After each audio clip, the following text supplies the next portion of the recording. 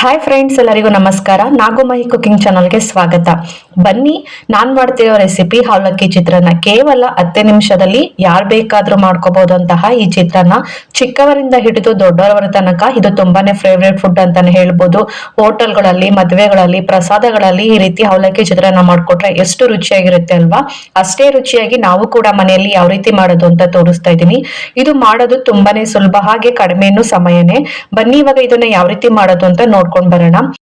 ಅವಲಕ್ಕಿ ಚಿತ್ರಾನ್ನ ಮಾಡುವುದಕ್ಕೆ ನಾನಿಲ್ಲಿ ಒಂದು ಅರ್ಧ ಕೆಜಿ ಆಗುವಷ್ಟು ಅವಲಕ್ಕಿನ ತಗೊಂಡಿದ್ದೀನಿ. ಫ್ರೆಶ್ ಆಗಿರುವಂತಹ ಅವಲಕ್ಕಿ. ಇದನ್ನ ಒಂದ್ಸಲಿ ಜರಡಿ ಹಿಡಿದು ಒಂದು ಪ್ಲೇಟ್ಗೆ ಸಪ್ರೇಟ್ ಮಾಡಿ ಇಟ್ಕೊಂಡಿದ್ದೀನಿ. ಯಾಕಂದ್ರೆ ಮೇಲೆ ಎಲ್ಲ ಚೆನ್ನಾಗಿರುತ್ತೆ ನೋಡಕ್ಕೆ, ಬಟ್ ಒಳಗಡೆ ಎಲ್ಲ ಚಿಕ್ಕ ಚಿಕ್ಕದು ಹೊಟ್ಟೆಲ್ಲ ಇರುತ್ತೆ. ಅದಕ್ಕೋಸ್ಕರ ಈ ಅವಲಕ್ಕಿನ ಒಂದ್ಸಲಿ ಜರಡಿ ಹಿಡಿದು ಒಂದು ಪ್ಲೇಟ್ಗೆ ಸಪ್ರೇಟ್ ಮಾಡಿ ಇಟ್ಕೊಂಡು ಇವಾಗ ಒಂದು ಬೌಲ್ಗೆ ಸ್ವಲ್ಪ ನೀರನ್ನ ಹಾಕೊಂಡು ಈ ಅವಲಕ್ಕಿ ಹಾಕೊಂಡು ಒಂದ್ಸಲಿ ನೀಟಾಗಿ ಒಂದ್ಸಲಿ ತೊಳ್ಕೊಬಿಡ್ಬೇಕಾಗತ್ತೆ. ಜಾಸ್ತಿ ಇದನ್ನ ಪ್ರೆಸ್ ಮಾಡೋಕ್ಕೂ ಕೂಡ ಹೋಗಿ ತೊಳೆಯಕ್ ಹೋಗ್ಬಾರ್ದು. ಸಿಂಪಲ್ ಆಗಿನೇ ಇದನ್ನ ಈ ರೀತಿ ತೊಳ್ಕೊಬೇಕಾಗುತ್ತೆ.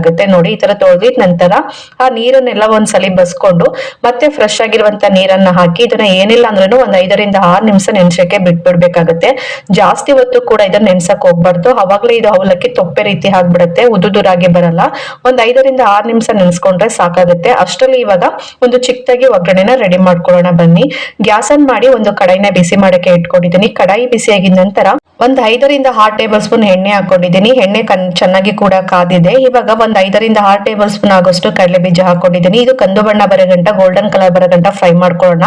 ನೋಡಿ, ಇಷ್ಟು ಫ್ರೈ ಆದ್ರೆ ಸಾಕು. ಇವಾಗ ಒಂದ್ 2 ಟೇಬಲ್ ಸ್ಪೂನ್ ಆಗೋಷ್ಟು ಕಡಲೆಬೇಳೆ, ಹಾಗೆ ಒಂದ್ 2 ಟೇಬಲ್ ಸ್ಪೂನ್ ಆಗೋಷ್ಟು ಉದ್ದಿನ ಬೇಳೆನ ಇದನ್ನು ಕೂಡ ಕಂದು ಬಣ್ಣ ಬರಗಂಟನ ಫ್ರೈ ಮಾಡ್ಕೋಬೇಕಾಗುತ್ತೆ. ನೋಡಿ, ಇಷ್ಟು ಫ್ರೈ ಆದ್ರೆ ಸಾಕು. ಇವಾಗ 1 ಟೇಬಲ್ ಸ್ಪೂನ್ ಆಗೋಷ್ಟು ಸಾಸಿವೆನ ಹಾಕೊಂಡಿದ್ದೀನಿ. ಸಾಸಿವೆ ಹಾಕೊಂಡಿದ ನಂತರ ಖಾರಕ್ಕೆ ಅನುಗುಣವಾಗಿ ನಾನಿಲ್ಲಿ ಒಂದ್ 8 ರಿಂದ 10 ಹಸಿಮೆಣಸಿಕಾಯಿನ ಮಧ್ಯಕ್ಕೆ ಕಟ್ ಮಾಡಿ ಹಾಕೊಳ್ತಾ ಇದ್ದೀನಿ. ಅವಲಕ್ಕಿ ಚಿತ್ರಾನ್ನಕ್ಕೆ ಖಾರವಾಗಿ ಇದ್ರೆ ತಿನ್ನಕ್ಕೂ ಕೂಡ ಮಸ್ತಾಗಿ ಕೂಡ ಇರುತ್ತೆ. ಅದಕ್ಕೋಸ್ಕರ ಸ್ವಲ್ಪ ಖಾರನ ಜಾಸ್ತಿನೇ ಹಾಕೊಂಡು ಎಣ್ಣೆಲಿ ಈ ತರ ಫ್ರೈ ಮಾಡ್ಕೋಬೇಕಾಗತ್ತೆ. ನೋಡಿ, ಎಣ್ಣೆಯಲ್ಲಿ ಹಸಿಮೆಣಸಿಗೆ ಫ್ರೈ ಆಗಿದ ನಂತರ ನಾನಿಲ್ಲಿ ಒಂದ್ 3 ರಿಂದ 4 ಈರುಳ್ಳಿನ, ಮೀಡಿಯಂ ಸೈಜ್ ಈರುಳ್ಳಿನ ಈ ತರ ಉದ್ದಕ್ಕೆ ಸ್ಲೈಸ್ ಆಗಿ ಕಟ್ ಮಾಡಿ ಹಾಕೊಳ್ತಾ ಇದ್ದೀನಿ. ನಿಮ್ ಕ್ವಾಂಟಿಟಿ ಎಷ್ಟು ಮಾಡ್ತಾ ಇದೀರಾ ಅಷ್ಟು ನೋಡ್ಕೊಂಡು ಫ್ರೈ ಮಾಡ್ಕೋಬೇಕಾಗತ್ತೆ ಮಸಾಲೆನ. ಗ್ಯಾಸ್ ಅನ್ನ ಇವಾಗ ಸ್ಟೀಮ್ ಅಲ್ಲಿ ಇಟ್ಕೊಂಡು ಅದು ಫ್ರೈ ಆಗ್ತಾ ಇರುತ್ತೆ. ಅಷ್ಟರಲ್ಲಿ ನಾವು ಇವಾಗ ಅವಲಕ್ಕಿನ ನೆನೆಯಕ್ಕೆ ಬಿಟ್ಟಿದ್ವಲ್ಲ, ನೋಡಿ ತುಂಬಾನೇ ಪರ್ಫೆಕ್ಟ್ ಆಗಿ ಈ ನೀರೆಲ್ಲ ಹೀರ್ಕೊಂಡು ತುಂಬಾನೇ ಸಾಫ್ಟ್ ಆಗಿ ಕೂಡ ಇದು ನೆಂದಿದೆ. ಇಷ್ಟು ನೆಂದ್ರೆ ಸಾಕು. ತುಂಬಾನೇ ನೆನ್ಸ್ಬಿಟ್ರೆ ತೊಪ್ಪೆ ತೀರ ಹಾಕ್ಬಿಡತ್ತೆ, ಅವಲಕ್ಕಿ ತಿನ್ನಕ್ಕೂ ಕೂಡ ಚೆನ್ನಾಗಿರಲ್ಲ. ಇವಾಗ ಇದು ತುಂಬಾನೇ ಪರ್ಫೆಕ್ಟ್ ಆಗಿದೆ. ಇವಾಗ ಸ್ವಲ್ಪನೂ ನೀರ್ ಇರಬಾರ್ದು. ಆ ರೀತಿ ಈ ಅವಲಕ್ಕಿನ ಹಿಂಡಿ ಒಂದು ಪ್ಲೇಟ್ಗೆ ಸಪ್ರೇಟ್ ಮಾಡಿ ಇಟ್ಕೊಳ್ತಾ ಇದೀನಿ. ನೋಡ್ತಾ ಇರ್ಬೋದು, ಒಂದ್ ಸ್ವಲ್ಪನೂ ನೀರ್ ಇರಬಾರ್ದು. ಆ ರೀತಿ ಅವಲಕ್ಕಿನ ಹಿಂಡ್ಕೋಬೇಕಾಗತ್ತೆ. ಈ ತರ ಅವಲಕ್ಕಿ ಮಾಡಿದ್ರೇನೆ ತಿನ್ನಕ್ಕೂ ಕೂಡ ಚೆನ್ನಾಗಿರುತ್ತೆ, ಅಷ್ಟು ಕೂಡ ರುಚಿಗೆ ಕೂಡ ಇರುತ್ತೆ. ನೋಡಿ, ಇವಾಗ ನಾನು ಎಲ್ಲಾ ಅವಲಕ್ಕಿನೂ ಸ್ವಲ್ಪನೂ ನೀರಿರದ ಹಾಗೆ ಹಿಂಡಿ ಒಂದು ಪ್ಲೇಟ್ಗೆ ಸಪ್ರೇಟ್ ಮಾಡಿ ಇಟ್ಕೊಂಡಿದ್ದೀನಿ. ಈ ಕಡೆ ನೋಡಿ, ಈರುಳ್ಳಿನೂ ಕೂಡ ತುಂಬಾನೇ ಪರ್ಫೆಕ್ಟ್ ಆಗಿ 50% ಬೆಂದಿದೆ. ಇಷ್ಟು ಫ್ರೈ ಆದ್ರೆ ಸಾಕು. ಇವಾಗ ಸ್ವಲ್ಪ ಹಸಿ ಕರ್ಬೇವಿನ ಸೊಪ್ಪನ್ನು ಕೂಡ ಹಾಕೊಂಡು ಫ್ರೈ ಮಾಡ್ಕೊಳ್ಳೋಣ. ಈರುಳ್ಳಿನ ಜಾಸ್ತಿನೂ ಫ್ರೈ ಮಾಡಕ್ ಹೋಗ್ಬಾರ್ದು, ಯಾಕಂದ್ರೆ ತಿನ್ಬೇಕಾದ್ರೆ ಅವಲಕ್ಕಿ ಜೊತೆ ಸ್ವಲ್ಪ ಈರುಳ್ಳಿ ಬಾಯಿಗೆ ಸಿಗ್ತಾ ಇದ್ರೇನೆ ತಿನ್ನಕ್ಕೂ ಕೂಡ ಮಸ್ತಾಗಿ ಕೂಡ ಇರುತ್ತೆ. ನೋಡಿ, ಇಷ್ಟು ಪರ್ಫೆಕ್ಟ್ ಆಗಿ ಈರುಳ್ಳಿ ಫ್ರೈ ಆಗಿದೆ ಅಲ್ವಾ? ಇವಾಗ ಸ್ವಲ್ಪ ರುಚಿಗೆ ತಕ್ಕಷ್ಟು ಉಪ್ಪನ್ನ ಹಾಕೊಂಡು ಆ ಉಪ್ಪೆಲ್ಲ ಈರುಳ್ಳಿಗೆ ಮತ್ತೆ ಹಸಿಮೆಣಸಿಗೆಲ್ಲ ಹಿಡಿಬೇಕು. ಅದಕ್ಕೋಸ್ಕರ ಒಂದ್ 2 ರಿಂದ 3 ನಿಮಿಷ ಈ ತರ ಫ್ರೈ ಮಾಡ್ಕೋಬೇಕಾಗತ್ತೆ. ಈ ತರ ಫ್ರೈ ಮಾಡ್ಕೊಂಡಿದ ನಂತರ ನಾನಿಲ್ಲಿ 1 ಟೇಬಲ್ ಸ್ಪೂನ್ ಆಗೋಷ್ಟು ಅರಿಶಿನ ಪುಡಿನ ಹಾಕೊಳ್ತಾ ಇದ್ದೀನಿ, ಕಲರಿಗೋಸ್ಕರನೇ. ನಿಮ್ಗೆ ಕಲರ್ ಈ ತರ ಅರಿಶಿನ ಪುಡಿ ಬೇಡ ಅಂತ ಹೇಳಿದ್ರೆ ಇದನ್ನ ಸ್ಕಿಪ್ ಮಾಡಿ ಬಿಳಿ ಹಾಗೇನೆ ಕೂಡ ನೀವು ಅವಲಕ್ಕಿನ ಮಾಡ್ಕೊಂಡು ತಿನ್ಬೋದು. ಬಟ್ ಕಲರ್ಫುಲ್ ಆಗಿದ್ರೇನೆ ತಿನ್ನಕ್ಕೂ ನೋಡಕ್ಕೂ ತುಂಬಾನೇ ಸಖತ್ತಾಗಿ ಕೂಡ ಇರುತ್ತೆ. ಅರಿಶಿನ ಪುಡಿನ ಹಾಕಿದ ನಂತರ ನಾನಿಲ್ಲಿ 1/4 ಕಪ್ ಆಗೋಷ್ಟು ಕೊತ್ತಂಬರಿ ಸೊಪ್ಪನ್ನ ನೀಟಾಗಿ ವಾಶ್ ಮಾಡಿ ಚಿಕ್ಕದಾಗಿ ಕಟ್ ಮಾಡಿ ಹಾಕೊಂಡಿದ್ದೀನಿ. ಹಾಗೇನೆ ಅದೇ ಕಪ್ ಅಳತೆಯಲ್ಲಿ ನಾನು 1/4 ಕಪ್ ಆಗೋಷ್ಟು ತೆಂಗಿನಕಾಯಿನ ತುರಿದ್ಬಿಟ್ಟು ಹಾಕೊಳ್ತಾ ಇದ್ದೀನಿ. ಇವೆರಡನ್ನು ಕೂಡ ಹಾಕೊಂಡು ಇದನ್ನು ಕೂಡ ಒಂದ್ 2 ರಿಂದ 3 ನಿಮಿಷ ಈ ತರ ಫ್ರೈ ಮಾಡ್ಕೋಬೇಕಾಗುತ್ತೆ. ನೋಡಿ, ಎಷ್ಟು ಪರ್ಫೆಕ್ಟ್ ಆಗಿ ತುಂಬಾನೇ ಈ ಗೊಜ್ಜು ರೆಡಿ ಆಗಿದೆ. ನಾನಿಲ್ಲಿ ಉಪಯೋಗಿಸ್ತಾ ಇರೋದು ಒಂದ್ ಅರ್ಧ ಕೆಜಿ ಅವಲಕ್ಕಿಗೆ ಈ ಗೊಜ್ಜನ್ನ ಉಪಯೋಗಿಸ್ತಾ ಇದ್ದೀನಿ.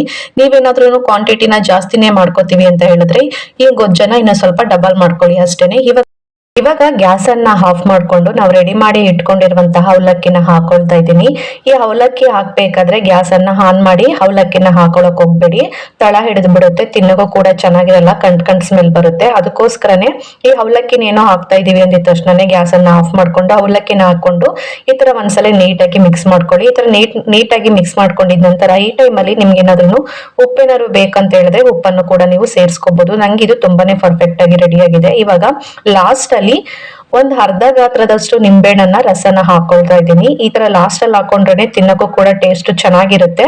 ಅದಕ್ಕೋಸ್ಕರ ನಾನು ಲಾಸ್ಟ್ ಅಲ್ಲಿ ನಿಂಬೆ ರಸನ ಹಾಕೊಂಡು ಒಂದ್ಸಲ ನೀಟಾಗಿ ಮಿಕ್ಸ್ ಮಾಡ್ಕೋಬೇಕು. ಗ್ಯಾಸ್ ಆನ್ ಮಾಡಿ ನಿಂಬೆ ರಸನ ಹಾಕೊಂಡ್ರೆ ಕಹಿ ಬಂದ್ಬಿಡುತ್ತೆ. ಸ್ಟವ್ ಅನ್ನ ಆಫ್ ಮಾಡ್ಕೊಂಡು ಲಾಸ್ಟ್ ಅಲ್ಲಿ ನಿಂಬೆ ರಸನ ಹಾಕೊಂಡು ಒಂದ್ಸಲ ನೀಟಾಗಿ ಮಿಕ್ಸ್ ಮಾಡ್ಕೋಬೇಕಾಗತ್ತೆ ಅಷ್ಟೇನೆ. ನೋಡ್ತಾ ಇರ್ಬೋದು ಈ ಅವಲಕ್ಕಿ ಚಿತ್ರಾನ್ನ ಎಷ್ಟು ಪರ್ಫೆಕ್ಟ್ ಆಗಿ ಬಂದಿದೆ ಅಂತ ಅಲ್ವಾ. ತುಂಬಾನೇ ಉದುರಾಗಿ ಬಿಡಿ ಬಿಡಿಯಾಗಿ ತುಂಬಾನೇ ಪರ್ಫೆಕ್ಟ್ ಆಗಿ ಬಂದಿದೆ. ನೋಡಕ್ಕೂ ಅಷ್ಟೇ ಕಲರ್ಫುಲ್ ಆಗಿದೆಯೋ ಅಷ್ಟೇ ರುಚಿಯಾಗಿ ಕೂಡ ಇರುತ್ತೆ. ನಾನು ಹೇಳ್ಕೊಟ್ಟ ವಿಧಾನದಲ್ಲಿ ನೀವು ಕೂಡ ಈ ಅವಲಕ್ಕಿ ಚಿತ್ರಾನ್ನ ಮಾಡಿ ನೋಡಿ. ಯಾರ್ ಬೇಕಾದ್ರೂ ಬ್ಯಾಚುಲರ್ಸ್ ಕೂಡ ಮಾಡ್ಕೋಬಹುದು. ಸ್ಕೂಲಿಂದ ಕಾಲೇಜಿಂದ ಅಥವಾ ಕೆಲಸದಿಂದ ಮುಗಿಸ್ಕೊಂಡ್ ಬಂದಿದ ತಕ್ಷಣ ಏನಾದ್ರೂ ತಿನ್ಬೇಕು ಅಂತ ಹೇಳಿದ್ರೆ ಈ ರೀತಿ ಅವಲಕ್ಕಿನ ಮಾಡ್ಕೊಂಡು ನೋಡಿ. ಹೇಗ್ ಬಂತು ಅಂತ ಕಮೆಂಟ್ ಮೂಲಕ ತಿಳಿಸಿ.